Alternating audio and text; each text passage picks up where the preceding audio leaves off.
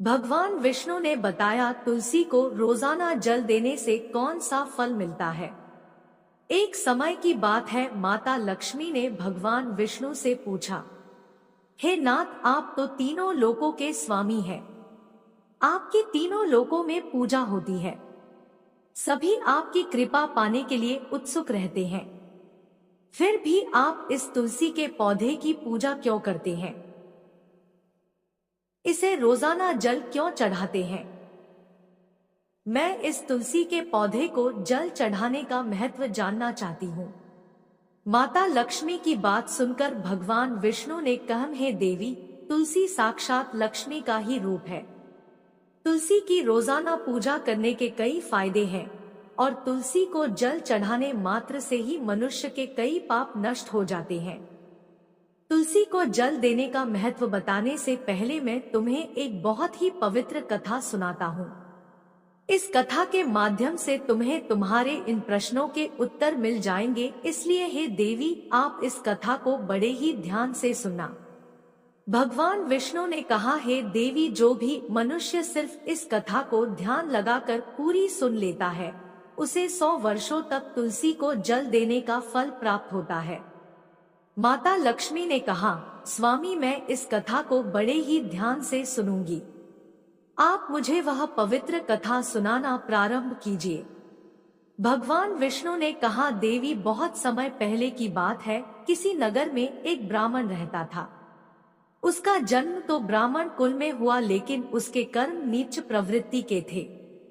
वह ब्राह्मण हमेशा ही झूठ बोलता और गलत तरीके से पैसा कमाता था। उसका मन हमेशा बुरे कर्मों में ही लगा रहता था। वह सदैव ही जुआ, वेश्यावृत्ति और चोरी में ही लगा रहता था। उसने अपने जीवन में कभी भी पुण्य के काम नहीं किए और शास्त्रों का अध्ययन नहीं किया। ब्राह्मण होते हुए भी कभी पूजा पाठ नहीं किया। सदैव ही उसका मन दूसरों के धन पर लगा रहता था और वह दिन में जो भी धन कमाता उसे रात्रि में जुआ और वेश्यावृत्ति में उड़ा दिया करता था। इस तरह वह ब्राह्मण अपने जीवन को पाप कर्मों में ही गुजार रहा था। उसने अपने मुख से कभी भगवान का नाम भी नहीं लिया और ना कभी देवी देवताओं का पूजन किया। इस प्रकार से पाप करते हुए उसे कई वर्ष बीत गए। फिर वह ब्राह्मण कुछ खरीदारी करने के लिए एक नगरी में जा पहुंचता है। उस नगरी के पास में गंगा नदी बहती है और उस नदी में स्नान करने के लिए दूर दूर से लोग आया करते थे। फिर वह ब्राह्मण गंगा जी के किनारे एक आश्रम में ठहरता है। उस आश्रम में अनेक विद्वान ब्राह्मण प्रतिदिन पुराणों का पाठ तथा भगवान की भक्ति में लीन रहते थे। वह ब्राह्मण भी ढोंग करता हुआ वहीं पर उनके साथ रुक गया और उन ब्राह्मणों के साथ रहकर उसे भी भगवान का नाम लेने का अवसर मिल रहा था। वह उसी स्थान पर कुछ दिनों के लिए रुका। फिर वहां पर आए हुए लोगों ने गायों का पूजन करके ब्राह्मणों को भोजन कराया, तो उस ब्राह्मण ने भी उनके साथ बैठकर भोजन किया और भगवान का प्रसाद ग्रहण किया। वहीं पर उस आश्रम में एक तुलसी का पौधा था। वह ब्राह्मण जाने अनजाने में उस तुलसी के पौधे में पानी डालता था। उसके मन में कोई विचार नहीं था कि वह क्या कर रहा है। वह प्रतिदिन सुबह उठकर बाल्टी में पानी लेकर तुलसी के पौधे में डालता था। यह उसका रोजाना का नियम बन गया था। फिर एक दिन की बात है, वह आश्रम में सोया हुआ था, तभी अचानक उसके पास एक काला सर्प आया और उस काले सर्प ने उसे नींद में ही डस लिया और थोड़ी ही देर में उस ब्राह्मण की नींद में ही मृत्यु हो गई। और जब सुबह दूसरे ब्राह्मणों ने उसे इस अवस्था में देखा तो उन्होंने उसके मुख में तुलसी पत्र और तुलसी का जल डाल दिया। फिर उन ब्राह्मणों को पता चला कि उसकी तो मृत्यु हो चुकी है। तब वहां पर यमदूत आते हैं और उस ब्राह्मण को पढ़कर यमलोक ले जाने लगते हैं। रास्ते में जाते हुए वह ब्राह्मण विलाप करने लगा और यमदूतों से कहने लगता है, हे यमदूतों, मुझे कहाँ ले जा रहे हो और मेरी मृत्यु किस कारण से हुई है? तब यमदूत कहने लगे, हे ब्राह्मण, तुमने जन्म से लेकर मृत्यु तक बहुत पाप कर्म किए हैं और तुम्हारे पापों के कारण ही तुम्हें एक काले सर्प ने काटा और जिसकी वजह से ही तुम्हारी मृत्यु हुई है। अब हम तुम्हें यमपुरी लेकर जा रहे हैं। वहां पर यमराज तुम्हारे पाप कर्मों का लेखा जोखा देखेंगे और निश्चित ही तुम्हें घोर नरक में डालेंगे। फिर से वो ब्राह्मण फूट फूट कर रोने लगा और उन यमदूतों से माफी मांगने लगा, किंतु यमदूतों को उस पर जरा सी भी दया नहीं आई और वे उसे मारते हुए यमलोक लेकर गए। जब यमदूत उस ब्राह्मण को लेकर यमराज के सामने उपस्थित हुए तो यमराज के पास बैठे हुए चित्रगुप्त ने उस ब्राह्मण के कर्मों का लेखा जोखा निकाला और यमराज से कहने लगे, है धर्मराज, इस ब्राह्मण ने तो अपने पूरे जीवन भर पाप ही पाप किए हैं। इसने इसके जीवन में कभी पुण्य का काम नहीं किया है। यह तो घोर पापी है, इसे तो हमेशा के लिए नरक में डाल दिया जाए। फिर यमराज कहते हैं, हे यमदूतों, जीवन भर पाप करने वाले इस ब्राह्मण को उठाकर ले जाओ और इसे नरक में डाल दो। यमराज का आदेश मिलते ही वे यमदूत उस ब्राह्मण को लेकर नरक की तरफ चल दिए और ब्राह्मण को पीटते हुए नरक में ले गए। वहां ले जाकर उसे खौलते हुए तेल की कड़ाही में डाल दिया। परंतु जैसे ही उस ब्राह्मण को खौलते हुए तेल की कड़ाही में डाला तो वह तेल एकदम से ठंडा और शीतल हो गया। इस घटना को देखकर उस यमदूत को बड़ा ही आश्चर्य हुआ। ऐसा उसके साथ पहले कभी नहीं हुआ था। उस यमदूत ने कितने ही पापियों को उस तेल की कड़ाही में डाला था और वे सभी उस तेल में गिरकर छटपटाने लगते थे। लेकिन जैसे ही वह ब्राह्मण गर्म तेल की कड़ाही में गिरा तो वह तेल अचानक से शांत और शीतल हो गया। इस आश्चर्यजनक घटना को देखकर वह यमदूत जल्दी से दौड़ता हुआ यमराज के पास पहुंचा। यमदूत को देखकर यमराज ने कहा, है यमदूत, क्या बात है, तुम इतने घबराए हुए क्यों लग रहे हो? फिर वह यमदूत कहता है, हे धर्मराज, आपने जिस ब्राह्मण को नरक में डालने के लिए कहा था, मैंने जैसे ही उसे खोलते हुए तेल की कड़ाही में डाला तो उस भट्टी की अग्नि बुझ गई और वह खोलता हुआ तेल भी बिल्कुल ठंडा हो गया। फिर यमराज कहते हैं, हे यमदूत, यह तो बड़ी ही विचित्र घटना है। ऐसा तो पहले कभी नहीं हुआ था। यमराज विचार कर ही रहे थे कि तभी वहां पर नारद मुनि प्रकट होते हैं। नारद मुनि को देखकर यमराज अत्यंत प्रसन्न होते हैं और उन्हें प्रणाम करते हैं। यमराज नारद मुनि का स्वागत करते हैं। फिर यमराज नारद मुनि से कहते हैं, मुनिवर, आप उचित समय पर आए हैं। हमने आज और अभी एक अत्यंत पापी ब्राह्मण को नरक में गिराया है, किंतु उसके गिरते ही नरक की अग्नि ठंडी पड़ गई और खोलता हुआ तेल भी शीतल हो गया। तब नारद मुनि ने यमराज से कहा, है धर्मराज, आपने जिस ब्राह्मण को नरक में डाला है वह नरक में डालने योग्य नहीं है, क्योंकि उस ब्राह्मण के द्वारा अनजाने में ही ऐसा कर्म हुआ है जो नरक का नाश करने वाला है।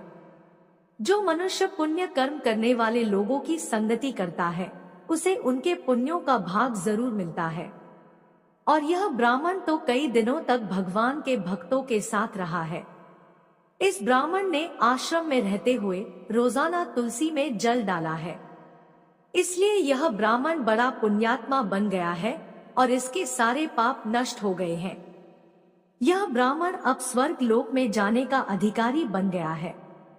इस ब्राह्मण ने अनजाने में ही इतना पुण्य कमाया है जो कई जन्मों तक मनुष्य को प्राप्त नहीं होता है।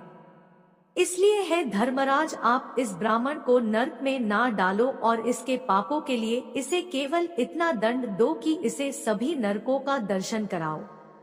नारद मुनि की बात सुनकर यमराज बहुत ही खुश होते हैं और उस ब्राह्मण को नरक से निकाल कर लाते हैं और अपने यमदूतों से कहते हैं, हे यमदूतों, इस ब्राह्मण को ले जाओ और संपूर्ण नरकों का दर्शन कराओ। फिर यमदूत उस ब्राह्मण को ले जाते हैं और संपूर्ण नरकों का दर्शन कराते हैं। भगवान विष्णु ने कहा, देवी, इस प्रकार से यमदूत उस ब्राह्मण को संपूर्ण नरकों का दर्शन कराते हैं और उसे यक्ष लोक में ले जाते हैं और फिर वह ब्राह्मण एक यक्ष बन जाता है। भगवान विष्णु कहते हैं, हे देवी। वनस्पति नाम तुलसी, मास नाम कार्तिक, तिथि नाम एकादशी। भगवान कहते हैं, हे देवी, वनस्पतियों में मुझे तुलसी प्रिय है, मास में कार्तिक मास और तिथि में एकादशी प्रिय है। इसलिए जो मनुष्य रोजाना तुलसी की पूजा पाठ करता है और तुलसी को जल देता है, वो मनुष्य मुझे सबसे अधिक प्रिय है। उस मनुष्य की कभी भी दुर्गति नहीं होती है और वह मनुष्य कभी नरक में नहीं गिरता है। जिन घरों में तुलसी का पौधा सदैव ही हरा भरा रहता है, उस घर में सुख शांति और समृद्धि बनी रहती है। भगवान विष्णु कहते हैं, देवी, मेरी पूजा में और मुझे चढ़ाए जाने वाले भोग में तुलसी के पत्र अवश्य होने चाहिए, क्योंकि तुलसी पत्र के बिना मैं किसी भी प्रकार का भोग स्वीकार नहीं करता हूँ। इसलिए प्रत्येक घर में तुलसी का पौधा अवश्य होना चाहिए। अगर आपके घर में तुलसी का पौधा है तो सुख शांति और समृद्धि के लिए तुलसी को चुनरी अवश्य चढ़ानी चाहिए। और हमेशा ध्यान रखें कि तुलसी का पौधा चुनरी के बिना अधूरा होता है। तुलसी केवल एक पौधा ही नहीं है, बल्कि वह एक देवी है, मेरी अर्थात विष्णु की पत्नी है। इसलिए तुलसी को चुनरी अवश्य ही चढ़ानी चाहिए, क्योंकि इससे पति पत्नी में प्रेम और विश्वास बढ़ता है। पति पत्नी का दाम्पत्य जीवन खुशहाल बना रहता है। घर में रहने वाली महिलाएं सदा सुहागिन और सौभाग्यशाली रहती है। तुलसी का विवाह भी अवश्य कराना चाहिए। इससे मनुष्य के सभी दुखों का अंत होता है और सांसारिक जीवन सुखमय बीतता है। भगवान विष्णु कहते हैं, देवी, तुलसी के पौधे के पास अपने मुख से अपशब्द नहीं बोलने चाहिए। तुलसी के नजदीक भूल से भी जूते, चप्पल अथवा झाड़ू पोछा नहीं रखना चाहिए, इसे पाप माना गया है। तुलसी के पौधे के पास जल से भरा हुआ बर्तन भी नहीं रखना चाहिए। तुलसी के पौधे के पास दीपक जलाने के बाद दीपक को वहां से हटा देना चाहिए, क्योंकि तुलसी के नीचे बुझा हुआ दीपक रखना अशुभ माना जाता है। जिस स्थान पर भी तुलसी का पौधा होता है, उस स्थान को हमेशा ही साफ स्वच्छ रखना चाहिए। इसलिए नियमित रूप से तुलसी के पौधे के पास साफ सफाई का ध्यान रखना चाहिए। तुलसी के पौधे में शिवलिंग और गणेश जी की प्रतिमा नहीं रखनी चाहिए। साथ ही तुलसी के गमले में अन्य किसी भी प्रकार का पौधा भी लगाना अशुभ होता है। तुलसी के पौधे के पास कपड़े भी नहीं सुखाने चाहिए, अन्यथा कपड़ों का गंदा पानी तुलसी के पौधे पर गिर सकता है। और हमेशा ध्यान रखना चाहिए कि तुलसी के पत्र को नाखून से नहीं तोड़ना चाहिए, इससे तुलसी का अपमान होता है। यदि तुलसी के पत्ते सूखकर गिर जाते हैं तो उन्हें कचरे में नहीं फेंकना चाहिए, क्योंकि वे पत्ते पैरों के नीचे आते हैं, जो अच्छा नहीं होता है। उन पत्तों को आप तुलसी की मिट्टी में ही दबा दे। भगवान विष्णु कहते हैं, हे देवी, रविवार के दिन तुलसी के पत्ते नहीं तोड़ने चाहिए और रविवार को तुलसी को जल भी नहीं चढ़ाना चाहिए। बाकी सभी दिन तुलसी को सुबह स्नान से निवृत्त होकर जल देना चाहिए और शाम के समय एक दीपक जलाना चाहिए।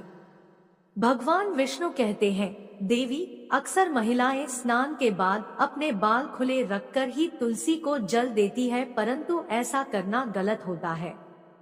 महिलाओं को हमेशा ही अपने बाल बांधकर माथे पर सिंदूर लगाकर ही तुलसी में जल देना चाहिए, इससे तुलसी का आशीर्वाद प्राप्त होता है। घर में तुलसी का पौधा लगाते समय ध्यान रखें कि इसके लिए गंदी मिट्टी का उपयोग नहीं करें, साफ स्वच्छ मिट्टी का ही उपयोग करना चाहिए। इससे तुलसी माँ रूठ जाती है और सूखने लगती है। तुलसी का पौधा कभी भी गंदे स्थान पर नहीं लगाना चाहिए, जैसे नाली अथवा बाथरूम के पास तुलसी के गमले को कभी नहीं रखना चाहिए, अन्यथा गंदा पानी तुलसी के पौधे में गिर सकता है, जो बहुत ही अशुभ माना गया है। घर में तुलसी का पौधा कभी सूखना नहीं चाहिए। शास्त्रों में ऐसी मान्यता है कि तुलसी का पौधा सूखना अकाल मृत्यु की सूचना देता है। घर में तुलसी का पौधा सूख जाए तो घर की सुख समृद्धि खत्म हो जाती है। सूखी हुई तुलसी में मां लक्ष्मी का वास नहीं होता है। भगवान विष्णु कहते हैं, शास्त्रों के अनुसार मासिक धर्म के दौरान महिलाओं को तुलसी के पौधे में पानी नहीं डालना चाहिए और तुलसी को स्पर्श करना भी वर्जित है। तुलसी को बिना स्नान किए जल नहीं देना चाहिए और पैरों में चप्पल आदि पहनकर भी तुलसी को जल नहीं देना चाहिए। तुलसी को जल देते समय ध्यान रखें कि वह जल आपके पैरों पर ना पड़े, इससे तुलसी का अपमान होता है। भगवान विष्णु कहते हैं, नित्य तुलसी के दर्शन से मनुष्य को स्वर्ग की प्राप्ति होती है और तुलसी पत्र के सेवन से उसके सभी पाप नष्ट हो जाते हैं।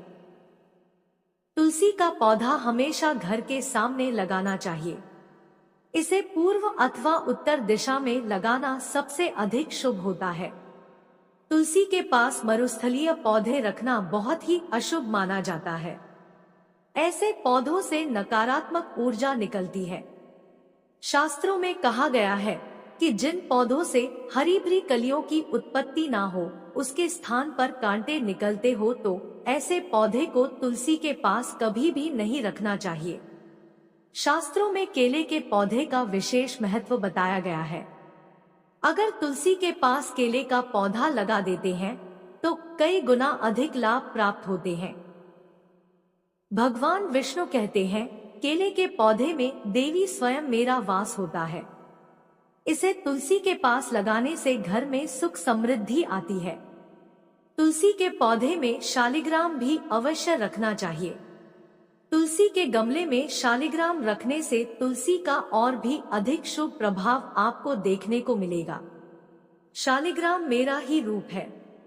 यह काले रंग का पत्थर होता है जिसे विलक्षण और मूल्यवान माना गया है। इसे अगर तुलसी के गमले में रखेंगे तो आपके घर तुलसी का और भी अधिक शुभ प्रभाव आपको देखने को मिलेगा। शालिग्राम मेरा ही निराकार रूप है। यह काले रंग का पत्थर होता है जिसे विलक्षण और मूल्यवान माना गया है। इसे अगर तुलसी के गमले में रखेंगे तो आपके घर से संपूर्ण नकारात्मक ऊर्जा नष्ट हो जाएगी। घर में केवल एक ही शालिग्राम की पूजा करनी चाहिए। भगवान विष्णु कहते हैं, देवी मेरी मूर्ति से कई गुना ज्यादा उत्तम होता है शालिग्राम की पूजा करना। शालिग्राम को चंदन लगाकर उस पर एक तुलसी पत्र रखना चाहिए। प्रतिदिन शालिग्राम को पंचामृत से स्नान कराना चाहिए। ऐसा करने से मनुष्य के सभी जन्मों के पाप नष्ट होते हैं। शालिग्राम सकारात्मक और सात्विकता का प्रतीक होता है। इस प्रकार भगवान विष्णु ने माता लक्ष्मी को तुलसी के पौधे को जल देने का महत्व बताया और घर में तुलसी का पौधा लगाने के सभी नियम बताए। जय श्री कृष्ण। अगर वीडियो पसंद आई तो हमारे चैनल को सब्सक्राइब करें। धन्यवाद।